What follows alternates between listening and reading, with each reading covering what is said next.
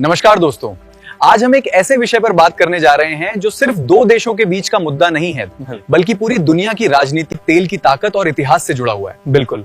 और आज हम समझेंगे कि आखिर अमेरिका और ईरान के बीच इतना तनाव क्यों रहता है और क्यों हर कुछ सालों में ये मुद्दा फिर से सुर्खियों में आ जाता है। इस कहानी में आपको इतिहास भी मिलेगा, वर्तमान की स्थिति भी और भविष्य के संकेत भी। और सबसे खास बात, इसको समझने के बाद आपके मन में ये सवाल नहीं रहेगा कि टकराव की असली वजह क्या है। जी, तो चलिए शुरुआत करते हैं। आइए वीडियो देखते हैं। इस वीडियो को देखने के बाद सवाल नहीं आएगा कि ट्रंप ने ईरान के साथ लड़ाई क्यों की, क्योंकि ट्रंप से पहले भी बाइडेन, ओबामा सब ईरान के साथ दो हाथ कर चुके हैं। ईरान में ऑयल, नेचुरल गैस का इतना बड़ा समुद्र कह लीजिए कि ईरान दुनिया को अफेक्ट कर सकता है और अभी भी कर रहा है। थोड़ा पीछे चले जाएं तो 1950s से भी यहाँ से समझिए असली खेल संसाधनों पर कंट्रोल का है कि इलाका, तेल, मेहनत सब आपका ईरान, लेकिन फायदा ब्रिटेन का। फिर 1951 में ईरान के पीएम मोजादेक, इन्होंने आके तेल को नेशनलाइज कर दिया।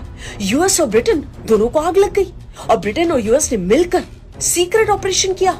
मोजादेक जो थे वो पीएम, उनको जेल में डाल दिया और बैठा दिया यूएस के पपेट यानी कि पहलवी को।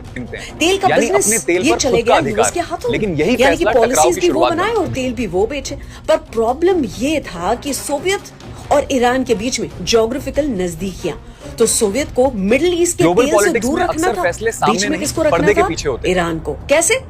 1957 में यूएस ने खुद ईरान को न्यूक्लियर टेक्नोलॉजी दे दी। वही न्यूक्लियर के कारण अब ईरान को फोड़ा जा रहा है। और तो और यूएस ने सऊदी में जाके कहा कि जो भी तेल लेने आए आप उसको डॉलर में ही बेचो और बदले में हम आपको सिक्योरिटी देंगे। वही डॉलर्स आप अमेरिका में इन्वेस्ट करना। यही तो पेट्रो डॉलर्स का खेल है। तेल नहीं, डॉलर की ताकत अगर किसी और करेंसी में तेल बेचने की कोशिश की तो वो अमेरिका का दुश्मन बन गया वो देश। ये सब चला 1979 तक, जब ईरान में खोमेनी, इनका रेवोल्यूशन आया, जनता साथ हो गई। पहलवी और यूएस को ईरान से निकाल फेंका, यानी कि उनका पत्ता ऑलमोस्ट कट कर दिया। ईरान इराक वॉर में ये चाहते थे कि खोमेनी की मौत हो जाए। कि युद्ध में सिर्फ इराक देश की नहीं, मदद बड़ी किसने ताकतें भी की? शामिल यूएस ने। और ईरान की आम जनता पर पहली बार वर्ल्ड वॉर 1 के बाद केमिकल अटैक्स किए गए। ईरान को पता चल चुका था कि अकेले ही लड़ना होगा, कोई मदद के लिए नहीं आएगा। और 1989 में खोमेनी की मौत हो गई और अली खामेनी ये आ गए पावर में। तब से ईरान ने हमास, हिजबुल्लाह, हुतीज इनको सपोर्ट किया। सऊदी, यूएई जो यूएस का साथ दे रहे थे, उनमें भी डर पैदा हो गया। लेकिन इसी के कारण सऊदी और यूएस दोनों में नजदीकियां जो थी वो और बढ़ गई और वो कहते थे कि ईरान का कुछ करो, रोको, नहीं तो ये हमारे यहाँ भी ऐसे जनता को भड़का देंगे। ईरान में फिर से न्यूक्लियर एनरिचमेंट प्रोग्राम शुरू हो गया। रॉ यूरेनियम का एनरिचमेंट, इसका काम शुरू हो गया। इंटरनेशनल एटॉमिक एनर्जी एजेंसी, ये वाले लोग जो हैं वो छानबीन करने लगे तो पता चल गया और ईरान को अपना न्यूक्लियर प्रोग्राम रोकना पड़ा।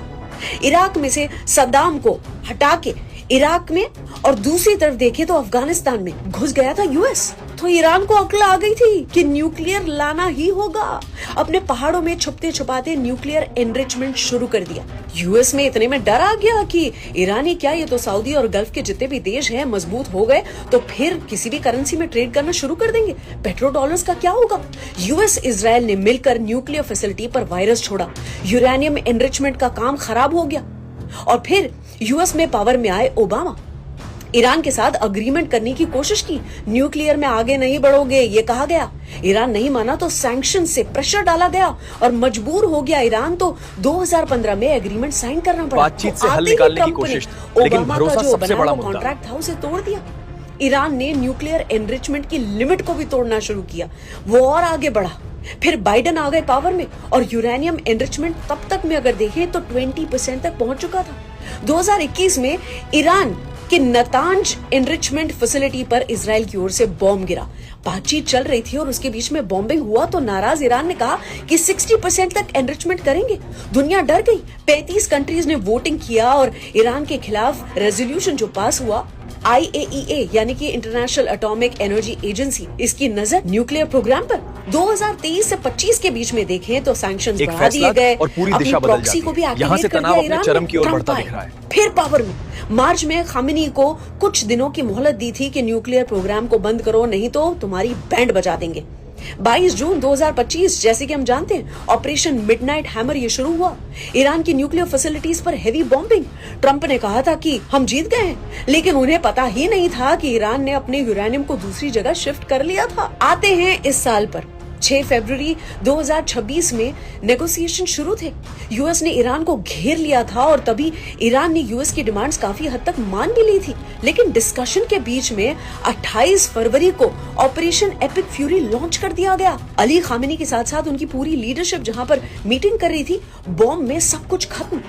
लेकिन बुद्धि का काम जो ईरान ने किया था कि टॉप लीडरशिप को प्रोविंशियल कमांड में डिवाइड कर दिया था। 20 सालों से तैयारी कर रहा था ईरान यूएस से लड़ने के लिए, और हथियार ज्यादा थे और सस्ते भी थे। बल्क में भेजता था तो उनकी मिसाइल्स को पकड़ना मुश्किल था। स्ट्रेट ऑफ हॉर्मुज यानी कि जहां से 20% ऑयल जाता है दुनिया को, भारत की एनर्जी नीड्स का 50% इसी रास्ते से आता है। चाइना को भी बड़ा फर्क पड़ता है स्ट्रेट ऑफ हॉर्मुज के कारण। गल्फ में खाने पीने की जो डिमांड है 70% फूड स्ट्रेट ऑफ हॉर्मुज से ही जाता है। स्ट्रेट ऑफ हॉर्मुज पानी के नीचे जो इंटरनेट केबल्स हैं इनको उड़ाने की बात भी जो कही गई है, यानी कि पूरी दुनिया में जो इंटरनेट है वो पूरी तरह से हिल जाएगा। साथ ही ये भी समझना जरूरी है कि ईरान और इजराइल डेस्परेट अगर हो जाए तो न्यूक्लियर वॉर तक भी जा सकती है बात। ये युद्ध क्यों हो रहा है, इसका ये वीडियो काफी सिंपल एक्सप्लेनेशन आपको मिल चुका होगा। अगर पसंद आया हो तो कमेंट करें, लाइक और शेयर जरूर से करें। तो आपने देखा कैसे एक देश का इतिहास, उसके संसाधन और उसकी रणनीति मिलकर पूरी दुनिया को प्रभावित कर सकती है। और सबसे अहम बात यह है कि ये सिर्फ एक देश की कहानी नहीं है, बल्कि ये वैश्विक शक्ति संतुलन की कहानी है। अगर वर्तमान की बात करें तो ईरान का न्यूक्लियर प्रोग्राम और उस पर लगने वाले प्रतिबंध ही आज भी सबसे बड़ा मुद्दा बने हुए हैं। और यही वजह है कि बातचीत और टकराव दोनों साथ साथ चलते रहते हैं। कभी समझौते होते हैं तो कभी हालात फिर बिगड़ जाते हैं। भविष्य की बात करें तो सबसे बड़ा असर ऊर्जा यानी तेल पर पड़ सकता है, और खासकर वो क्षेत्र जहां से दुनिया का बड़ा हिस्सा तेल गुजरता है। अगर वहां तनाव बढ़ता है तो इसका असर हर देश पर पड़ेगा, जिसमें भारत भी शामिल है। इसके अलावा टेक्नोलॉजी और ग्लोबल कनेक्टिविटी भी अब इस क्षेत्र से जुड़ी हुई है। यानी आज के समय में किसी एक जगह का संघर्ष पूरी दुनिया को प्रभावित कर सकता है। उसको कुल मिलाकर ये कहानी सिर्फ टकराव की नहीं है, बल्कि समझ, रणनीति और संतुलन की भी है। अगर आपको ये जानकारी उपयोगी लगी हो तो अपने विचार जरूर साझा करें। जय हिंद।